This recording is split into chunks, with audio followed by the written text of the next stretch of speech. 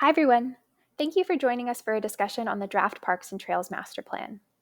This plan is shaped by the feedback we gathered during Phase 1, input from the community, user groups, district staff, as well as insights from a technical analysis. Based on what we've heard, we're putting together a draft, and now we're here to hear your thoughts on the priorities and anything we might have missed. The Draft Parks and Trails Master Plan is built around some key principles that tie back to our official community plan. First, we want to make sure our parks and trails are welcoming, inclusive, and accessible to everyone. A big focus is connectivity, creating a network that links people, places, and nature for a seamless and easy experience. We're also dedicated to protecting and celebrating our natural environment, boosting biodiversity while keeping the unique character of Central Saanich intact. Finally, we're aiming for management practices that are collaborative, climate-friendly, and cost-effective, so our parks and trails remain resilient and sustainable for the future. These principles are the backbone of the plan, helping us create a balanced and accessible park system. The draft master plan is made up of 3 components that will help guide actions and investment into the district's parks. These include park and trail typologies, general recommendations, and park-specific actions. These components will be confirmed and prioritized during this phase of engagement and will help inform a draft implementation plan and budgeting considerations for Council's review. Looking at the 3 components a little closer, first we have park and trail typologies. These typologies help set standards and identify ideal amenities to be applied across all of the district's parks. For example, we have categorized parks into 3 main types. Community parks are large destination spaces like Centennial Park that are designed to serve the broader community. These parks should include amenities like bike racks, playgrounds, and shade trees, amongst other things. Neighborhood parks are smaller parks like Adam Kerr that are designed to meet local recreation needs and have amenities that are very similar to community parks. Nature parks are spaces dedicated to conservation and nature access like Gore Park. Amenities in these parks help preserve the environment while offering a pleasant visitor experience. Just a little bit about our parks. Central Saanich actually has a great amount of park space. According to the BC Parks and Recreation Association, the average parkland to resident ratio across BC municipalities is 2.51 hectares per 1,000 residents. Right now, we're doing even better with a ratio of 4.98 hectares, or about 12.3 acres per 1,000 residents. And if you include regional and provincial park, that number jumps even higher to 14.52 hectares per 1,000 residents. Within this park space, the district manages 11 playgrounds, 7 ball diamonds, 2 basketball courts, 3 tennis courts, and 3 combined pickleball and tennis courts. Plus, there are also facilities run by other agencies like the CRD and school district. Diving into the trails, we have a map here of our primary trail network. This map is available on our Let's Talk page, and I encourage you all to review it following this presentation. Many of the proposed trails and bike lanes all fall under our active transportation plan and will be funded and scheduled through that channel rather than the Parks and Trails Master Plan. At a high level, the district is prioritizing major north-south and east-west connections, including trails across the district. Now let's dive into the plan priorities. These are some of the main themes you'll find throughout the Parks and Trails Master Plan. We're focusing on accessibility, signage and wayfinding, improving trail connectivity. We're also looking at amenities for children and youth, as well as sports courts and facilities. Shoreline access is another big one, along with environmental protection and effective maintenance and management. Plus, we want to support park users and guide future park acquisitions. These themes really help shape our vision for the parks and trails. Let's take a closer look at our first priority, accessibility. We're looking at several ways to make our parks more accessible and enjoyable for everyone. Some of the ideas we're exploring include improving access to large park with more public transit options, accessible parking, washrooms, play areas, picnic spots, and seating. We also want to provide accessibility ratings on signs at trailheads so people know what to expect, and create online resources and maps that highlight accessible features. We're also considering adding rest stops along trails and at viewpoints, and to make it easier for everyone to enjoy our beautiful parks. The district also wants to ensure there are a variety of different accessible park experiences for its users. These can range from forest to urban to waterfront experiences at key parks. We're excited about making our parks and trails easier to navigate and more informative for everyone. This also includes adding signs at major trail connections and along active transportation routes so it's clear how to get around. We'd also like to add interpretive and educational signage to share information and encourage respectful use of parks. Improving maps, brochures, and online resources is another priority so visitors can easily access up-to-date information. We're also looking at creating self-guided trails to link parks with businesses and points of interest, making it easy to explore everything our community has to offer. For water users, we'd like to add signs at the water access points and explore shoreline markers. And of course, we'll keep working on implementing the district's wayfinding strategy to ensure our parks and trails are easy to navigate for everyone. In terms of trails, we're aiming to upgrade our trails to meet standards, ensuring popular paths are wide enough for everyone with passing spots for easy use. We'll also connect and reroute trails to create destination trails with options for all levels. Like I mentioned before, our goal is a district-wide network that closes gaps and improves key east-west and north-south links. We're looking at adding trails in underserved areas like the Keating Business District and Tanner Ridge, and we'll work with the CRD to plan major regional trails that support transportation, recreation, and tourism.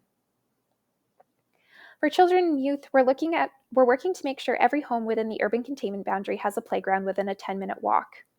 When we replace playgrounds, we'll look at adding natural play features, making them accessible, and including options for all ages. We're also exploring partnerships to help with these replacements. Additionally, we're considering new youth amenities like a bike skills park, pump track, sports courts, volleyball courts, located near schools, transit, and areas with lots of young families.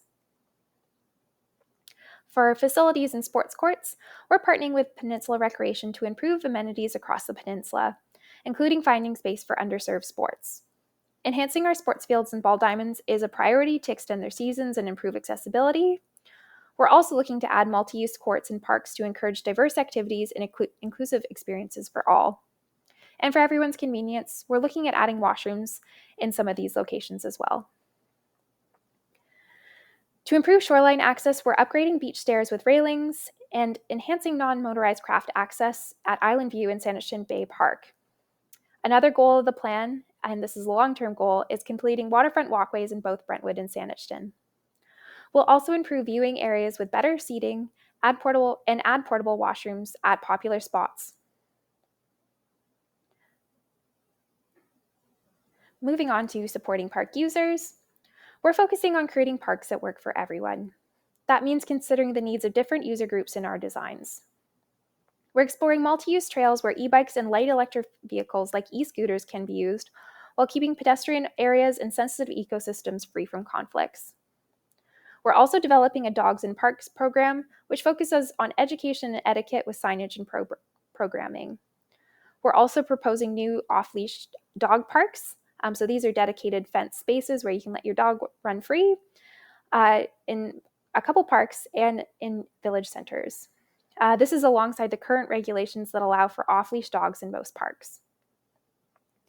To protect sensitive areas, we're updating the animal control bylaw to allow on-leash dogs only in nature parks like Oakhaven, Gore, Amwell, and Cooperage.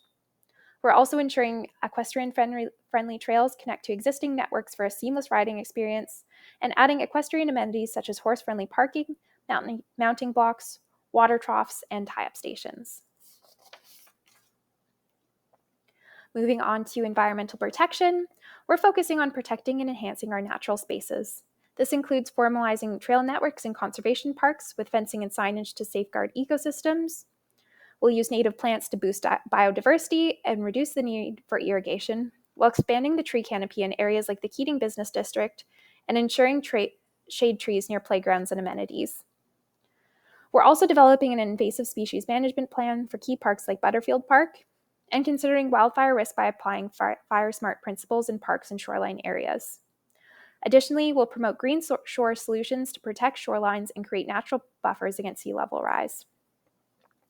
Finally, we have parkland acquisition. We're focusing on making parks more accessible by targeting active parkland within a 5-minute walk of all homes in the urban containment boundary. We'll expand existing parks and create linear parks that prioritize trail connections between amenities, schools, and village centers. Protecting natural areas and special features like sensitive ecosystems, archaeological sites, and heritage features is also a priority. At the same time, with future park acquisition, we aim to provide new recreational amenities and sporting facilities to meet growing community needs.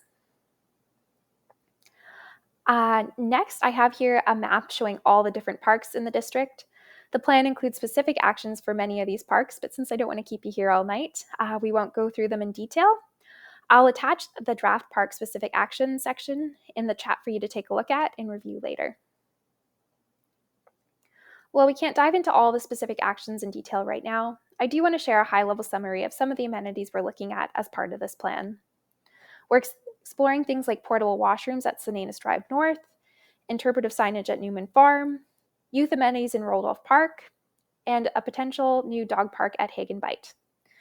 These are just a few of the exciting ideas we're considering. Let's talk about how we can make some of these park improvements a reality.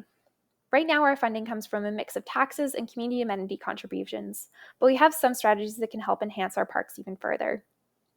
One option is corporate sponsorship agreements, which allow us to generate revenue in exchange for corporate recognition or naming rights for amenities. We can also pursue grants from various organizations and level of government that provide partial or full funding for projects like accessible washrooms. Donations are another avenue. Individuals can contribute land, such as Newman Farm Park, or funds to support the district. If we have unusable or surplus parkland, the district can sell that to help fund new parkland acquisitions as well. Additionally, we can introduce amenity cost charges, which are fees collected from new developments to support parks that will need extra resources due to population growth. Working in partnership with other governments and organizations can also help us fund new amenities or share costs effectively. So that brings me to the end of my presentation. Let's talk about what's coming up next. Our engagement process will help us confirm actions and identify priorities, which will then be used to develop the implementation framework and budgeting. Looking ahead, we aim to have the draft of the final master plan and implementation plan ready for council approval in late winter 2025. From there, we'll integrate the actions into our budgeting, asset management plan, and development and amenity cost charges. Thank you all for listening tonight, and I encourage you to stay tuned to the Let's Talk Central Saanich page for updates. Now we'll move on to question period. Thank you.